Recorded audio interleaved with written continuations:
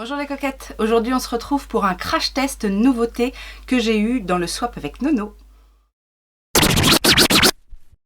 Oui, j'ai fait un swap avec Nono, Fais-moi belle. Si vous ne l'avez pas vu, je vous le remets bien évidemment en petit. Et il y avait plein de choses que je voulais tester dans ces produits, justement. Elle a vraiment visé juste au niveau de ma wishlist. Donc aujourd'hui, on va tester tous ces produits et on va se faire un avis par rapport à toutes ces nouveautés. Avant toute chose, si vous débarquez et que vous aimez tout ce qui touche à la beauté, tout ce qui tourne autour du make-up et que vous êtes fan de palettes comme moi, eh ben, je vous invite à vous abonner et à liker cette vidéo et à me rejoindre également sur mes réseaux sociaux. Vous les trouverez en barre d'informations. J'œuvre principalement sur Instagram et Facebook. Trêve de blabla, on va commencer les tests et j'avais envie de commencer par ce Smoothing Primer à l'acide hyaluronique de la marque WB Co. Donc j'ai déjà fait mes soins en fait et j'ai déjà utilisé de l'acide hyaluronique parce que j'ai un sérum à l'acide hyaluronique, mais du coup je vais utiliser, si ça veut bien fonctionner. Voilà. Donc je vais utiliser ça comme base hydratante. Alors c'est une gelée hein, comme ça, qui a l'air assez fraîche. Alors j'ai mis beaucoup de solaire aujourd'hui. Et donc du coup mon solaire actuellement a tendance un petit peu à pelucher. J'espère du coup que ça va sceller un petit peu la base de mon make-up. Alors c'est effectivement assez frais, c'est comme une gelée en fait, comme quand on met un soin en gelée. C'est un petit peu collant. Alors après je sais pas si ça va mettre longtemps à s'absorber. J'ai pas vérifié ce que c'était comme marque WB Co. Si vous connaissez, n'hésitez pas à me dire vous si vous avez déjà testé des produits de cette marque. Maintenant que la base est bien absorbée, je vais continuer avec cette brume primer de chez Beauty Bay. Donc c'est la Oil Control. Donc je vais juste en vaporiser un petit peu en insistant sur la zone T. Bon après moi je vous ai dit, j'ai pas la peau grasse, donc j'ai pas forcément de problématique de brillance, mais c'est toujours bien, ça permet quand même de bien faire tenir le make-up. Alors le spray est agréable, il n'est pas trop agressif. L'odeur est aussi agréable, c'est une odeur de frais, peut-être un petit peu fleuri, je sais pas. En tout cas, c'est pas une odeur très entêtante. Il n'y avait pas de fond de teint dans ce swap avec Nono, mais en ce moment, je teste le Prisme Libre Skin Caring Glow de chez Givenchy. Donc c'est celui-là que je vais utiliser. Je l'ai utilisé à plusieurs reprises hein, déjà. C'est un fond de teint que j'aime beaucoup, qui a une couvrance, on va dire légère à moyenne, un peu modulable. Mais son plus, c'est surtout effectivement qu'il est, il est très fin sur la peau, on le sent pas, il tient bien. Et surtout, il garde un effet hydraté à la peau et légèrement lumineux. Donc je vais l'utiliser avec l'éponge, là, il y avait un duo d'éponges Ducaire. C'est pas mes éponges préférées, je vous l'accorde, parce qu'effectivement elles sont assez fermes. Mais j'aime bien la forme par contre, le fait qu'elle soit en gouttes comme ça, coupée. Moi j'aime bien quand il y a un côté plat sur une éponge. Ça permet, et puis elle est assez grande, donc ça permet d'aller assez vite. Donc voilà le résultat que j'obtiens avec une pompe du Prisme Libre. Je vous ai dit, c'est une couvrance assez légère. Maintenant, je vais en rajouter un tout petit peu sur les zones où j'ai le plus de rougeur, on va dire.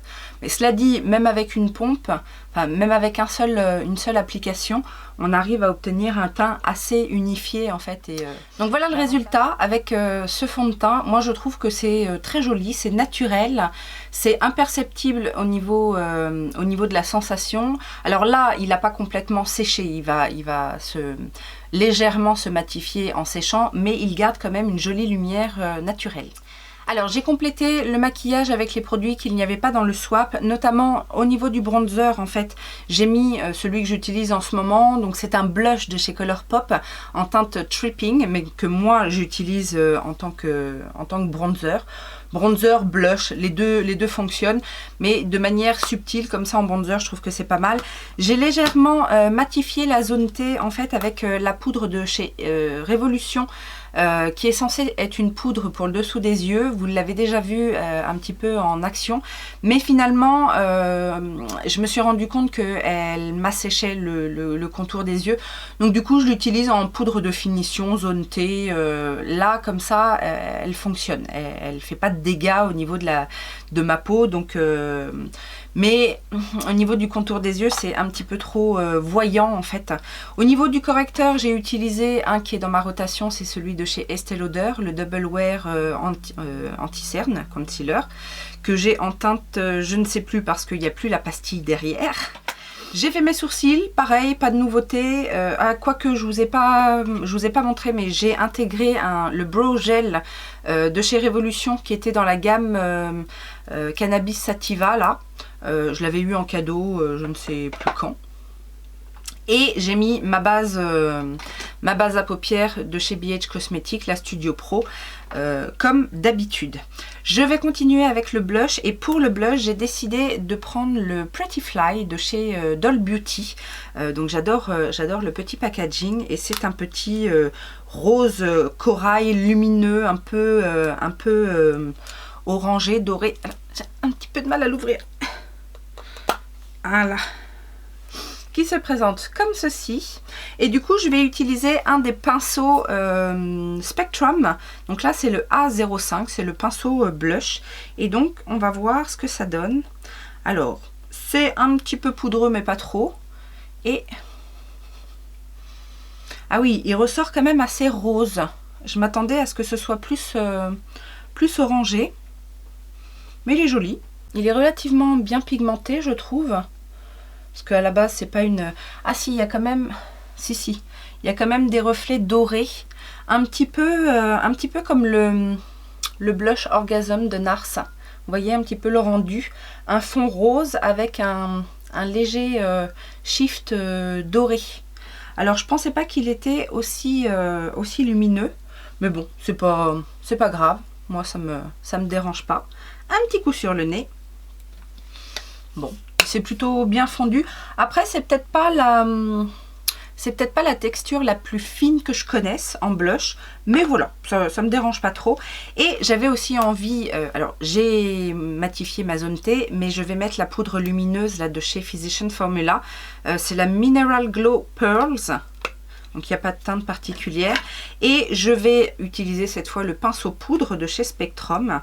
Alors je ne vais pas en mettre trop. Je vais juste balayer en fait sur l'ovale de mon visage, parce que c'est là où j'aime bien avoir du glow.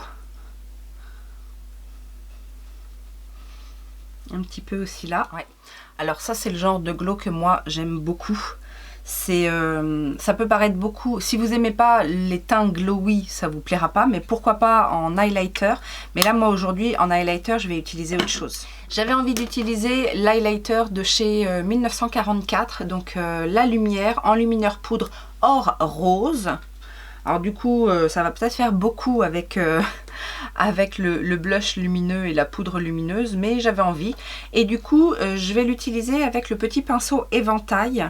Alors j'en ai des pinceaux éventail, c'est pas mal pour l'enlumineur, mais je pense jamais à les utiliser. Ah oui, ça vient rajouter un joli glow glacé en fait. Du coup c'est pas du tout le même glow que le blush. Celui du blush ressort un petit peu doré, alors que là on est vraiment sur un effet glacé. Ouais, c'est très joli. Et pour terminer le teint, on va utiliser cette fois la brume de fixation, toujours de chez Beautifait. Oui, Beautifait-moi belle. Bon, la brume de finition matifiante de chez Beauty Bay.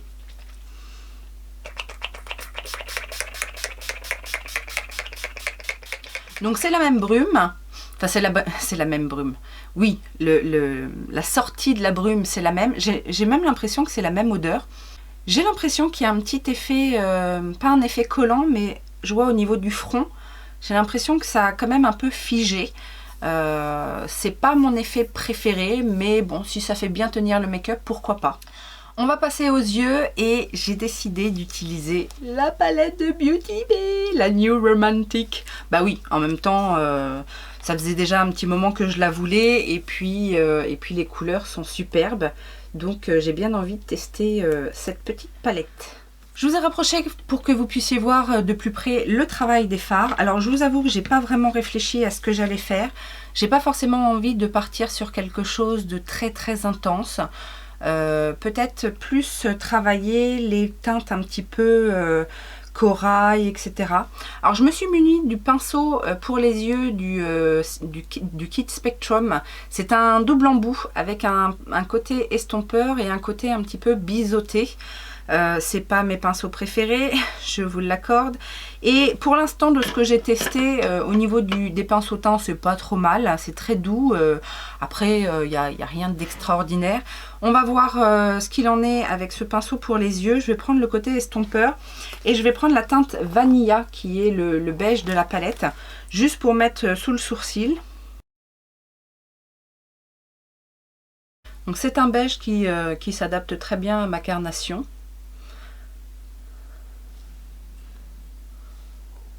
C'est un peu poudreux, mais je sais d'expérience que en général c'est quand même bien pigmenté. Et avec le côté biseauté, je vais prendre la teinte Smoothie, qui est ce petit rose moyen ici. Et je vais faire un creux de paupière avec un V. Je vous dis, j'ai pas forcément envie de faire quelque chose de très élaboré.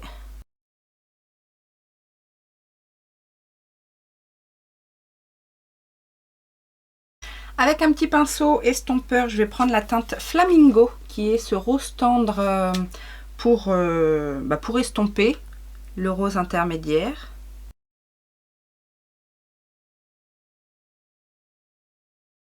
Je vais reprendre le pinceau biseauté que j'ai préalablement nettoyé et je vais prendre la teinte Raspberry, qui a l'air d'être ce rose raspberry, c'est quoi, framboise? Framboise, oui. Donc il a l'air d'être un lumineux mais assez compact en fait. Donc peut-être métallique. Je vais le mettre en coin externe. Alors j'aurais pu prendre un pinceau plat pour ce genre de texture. J'aurais pu prendre mes doigts aussi, mais j'aime pas travailler aux doigts, vous le savez. Et à l'embout mousse, je vais prendre la teinte Penny, qui est cette teinte-là un petit peu abricotée, qui est un petit peu plus crémeuse, et du coup je vais la mettre en continuité. Alors c'est pas fameux à l'embout mousse, ce qui est un petit peu gênant parce que je suis obligée de la prendre au doigt. Une texture un peu épaisse. Alors, quand c'est comme ça, je pose au doigt. Bon, ça me faisait un petit peu la même chose avec les fards Glam Shot. Donc, au doigt dans un premier temps et après, je viens retravailler la matière à l'embout mousse parce que sinon, ça fait une texture un petit peu trop épaisse qui peut être en plus, se déplacer si vous avez la paupière un peu grasse. Donc moi j'affine en fait la texture sur la paupière. Du coup avec mon embout mousse, je vais reprendre un petit peu de la teinte Raspberry et essayer de fondre en fait les deux teintes entre elles. Alors c'est très joli hein, l'impact de ce genre de fard. L'inconvénient c'est que déjà ça peut marquer une paupière peut-être un petit peu mature. Et puis je vous dis, le fait que le fard tienne moins bien aussi dans dans la durée, surtout si vous avez la paupière mobile. Moi j'ai une bonne partie de la paupière mobile qui revient sur la paupière fixe, mais si c'est pire et que vos deux paupières se frottent, ça risque de pas être très joli au bout de quelques heures en fait. En tout cas, les couleurs se fondent très bien entre elles, donc c'est assez harmonieux. Maintenant, je suis en train de me demander, parce que dans la palette Fury 2.0 que je vous ai montré il n'y a pas si longtemps, on retrouve aussi pas mal de ces teintes-là. Donc, bon, il y a moins de violet, et encore que. Il y a des similitudes quand même. Je vois au niveau du petit rose métallique, là, il y a des teintes comme ça. Dans les lumineux, on a aussi des teintes un petit peu abricotées, orangées comme ça. Donc, je sais pas. Enfin, la qualité est là, la palette est bien, mais est-ce qu'il n'y a pas un petit peu de doublon avec la Fury 2.0? Peut-être, peut-être. Je vais faire le ras de cils avec le rose intense là, qui s'appelle Claret. En tout cas, en termes de pigmentation, il y a ce qu'il faut. Hein. C'est pas du tout, on n'est pas du tout volé sur la pigmentation. Je reprends mon petit pinceau là juste pour estomper un peu les bords.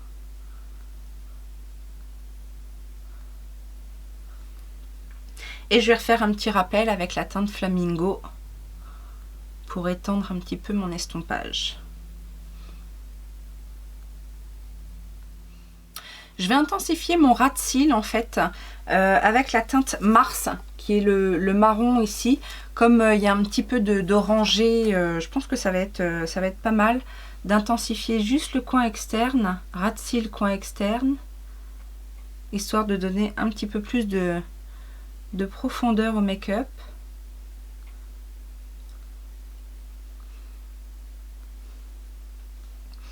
Et je reviens en fait jusqu'à l'orangé lumineux pour bien tout fondre. Et ça va donner une petite illusion de frange de cils un petit peu plus épaisse. De nouveau un embout mousse, et cette fois je vais prendre la teinte Chintz qui est ici, qui est le lumineux le plus clair, j'ai l'impression. Et du coup je viens mettre la couleur en coin interne. Donc il a un petit shift rose très clair, limite peut-être bleuté un peu. Et je viens en mettre une toute petite touche sous le sourcil. Alors j'ai eu quelques chutes, mais vraiment rien de sorcier, un peu moins qu'avec la Fury finalement. On va donc passer au mascara, et j'avais la base de chez KVD à essayer. C'est le Epic Curl. Alors je ne sais plus exactement quelles sont les promesses, mais c'est une base, c'est marrant parce que c'est un peu, je sais pas si vous allez voir, mais la base elle est un petit peu bleutée. Alors je me demande si, enfin gris-bleu, hein, je me demande si c'est pas Morphe qui avait fait une base comme ça bleue.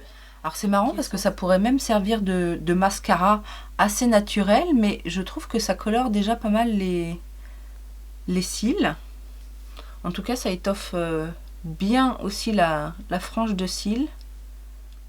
Alors c'est un complexe au bambou je crois, qui est censé bien gainer le cil, bien le faire tenir en place, donner du volume, etc. Je vais essayer de me rapprocher pour que vous puissiez voir. Je ne sais pas si vous allez vous rendre compte en fait de la couleur du produit. C'est rien que comme ça déjà je trouve que c'est pas mal. Et alors en termes de mascara, on a le Sky High de Maybelline à tester. Donc pour rappel, la brosse est comme ceci, c'est une brosse en silicone avec des petits picots. On dirait qu'il y a plusieurs tailles de picots. Plus on va vers l'intérieur de la brosse et plus les picots sont gros et grands, j'ai l'impression. C'est une brosse qui est assez souple et donc on va voir ce que ça donne. Alors elle est effectivement très souple, cette brosse. Limite on a du mal à accrocher le cil. Alors là c'est bien parce que du coup il y a une épaisseur supplémentaire avec la base. Mais sinon on a l'impression de pas toucher. Moi j'aime bien en général accrocher le cil et bien le peigner en fait, parce que j'ai un peu les cils rebelles. Alors par contre, j'ai l'impression qu'avec la base, c'est... est-ce que j'aurais trouvé mon Graal? Parce qu'en ce moment je galère avec les cils. Joli volume, jolie courbure. Bon, ça me fait pas le lifting des cils là comme avec le Lash Freak, mais on tient quelque chose je crois. Et, ma foi, je viens vous refaire un coucou de près pour que vous puissiez voir la différence. Bon, de ce côté-là, il y a le primer, mais quand même, je trouve que c'est plutôt impressionnant, non? En plus, la frange de cils est bien répartie, ça les a bien gainés.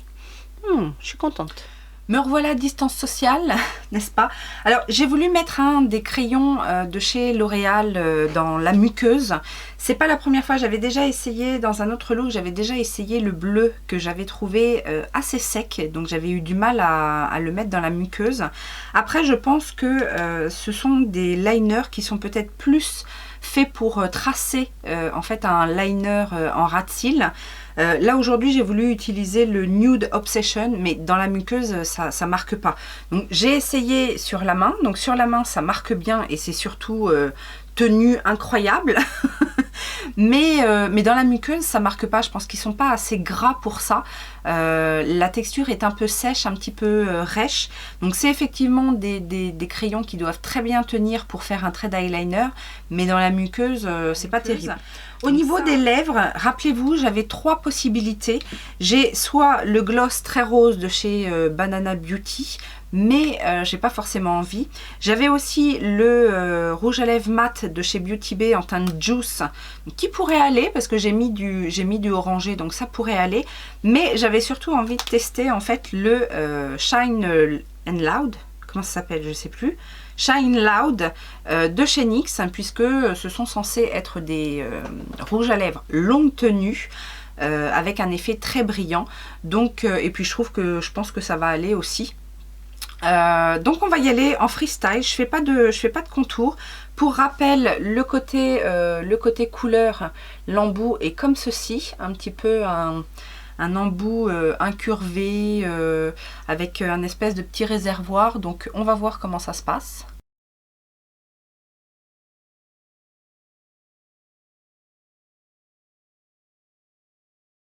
Alors ça passe plutôt bien à l'application, le produit est bien opaque.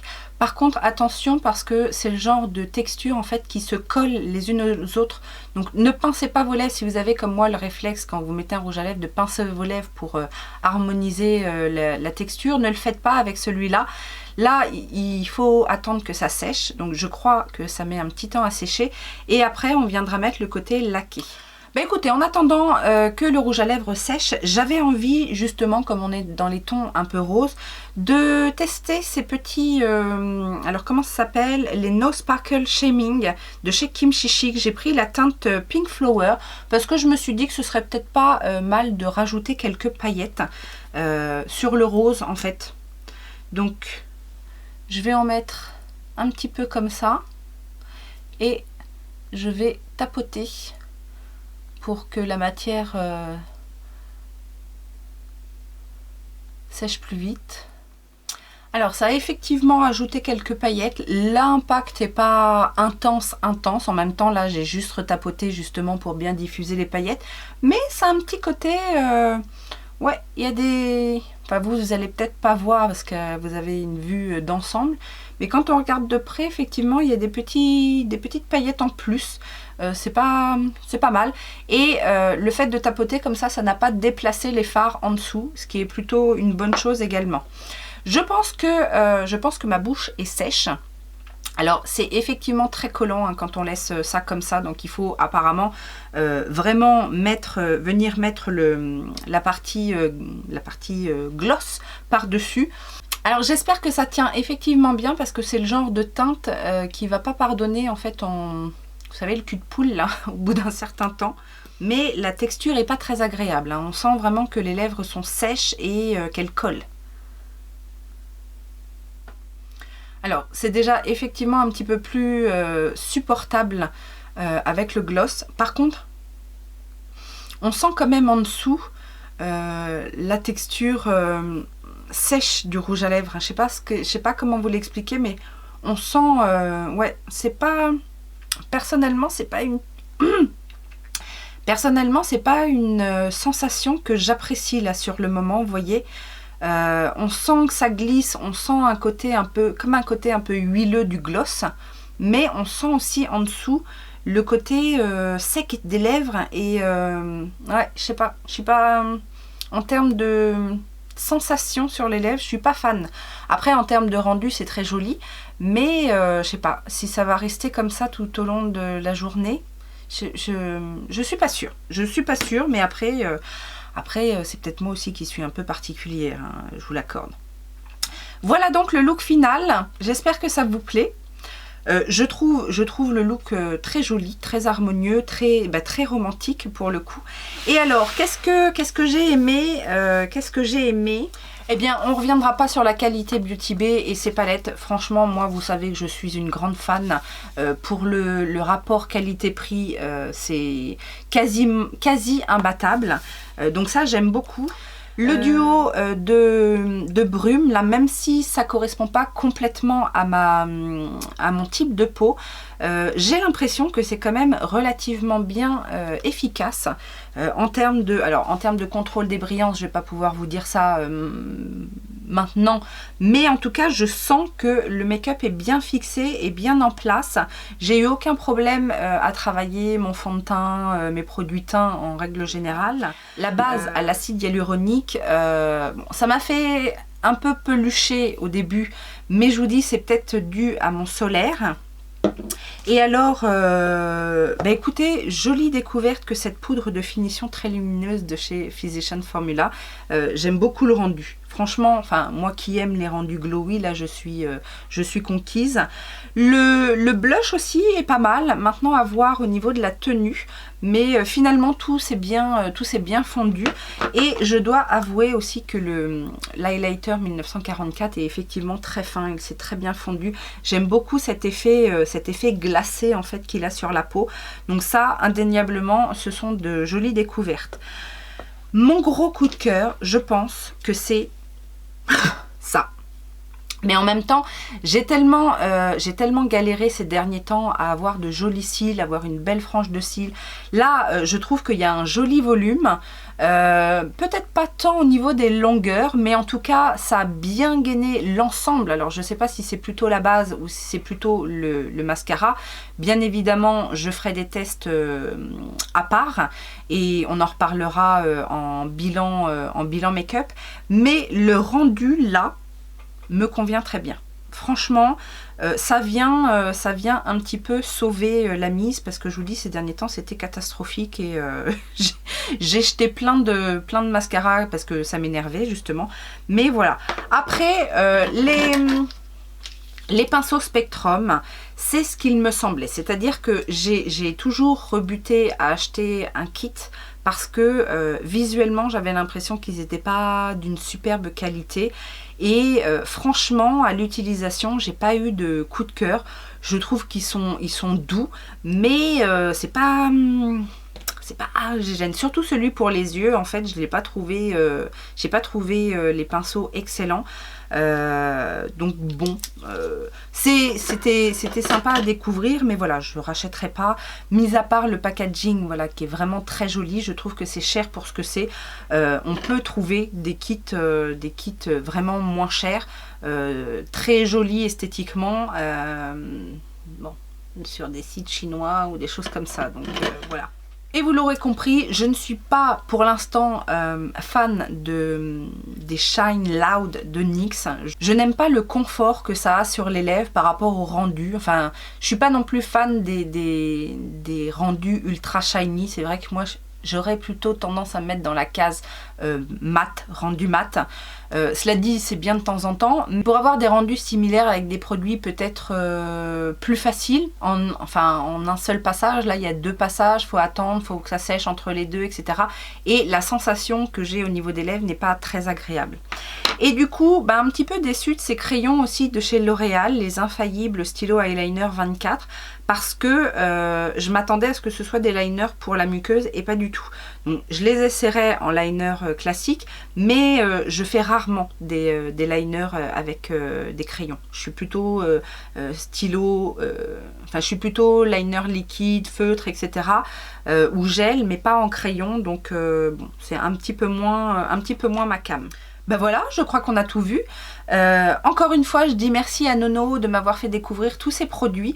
J'espère que le petit crash test vous aura plu. Dites-moi si vous avez certains produits et ce que vous en pensez. Et puis, en attendant une prochaine vidéo, je vous fais plein de gros bisous. Ciao, ciao!